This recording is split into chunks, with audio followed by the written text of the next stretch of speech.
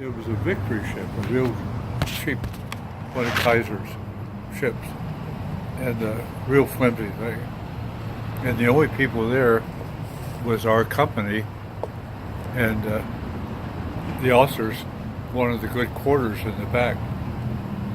And then we were in the hold with cots because we were down with the trucks. And we go to the bathroom. They took two 2x6s and hung them over the side of the ship. That was your latrine.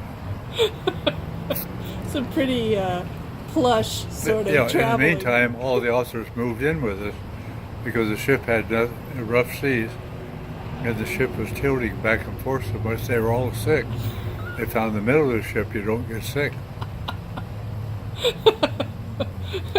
Did they use your fancy latrine also? Yeah. I did not. I seriously doubt that. I doubt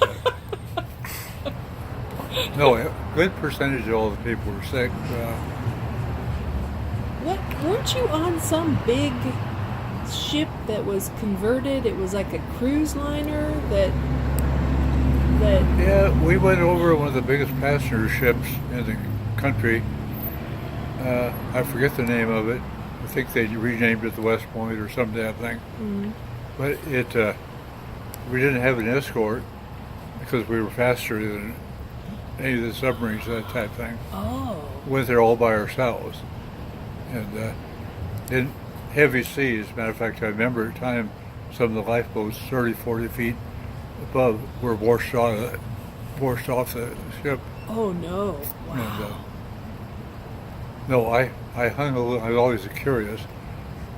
I made a little pendulum out of a string and something, and I used to have it going back and forth, which made it. They took it away.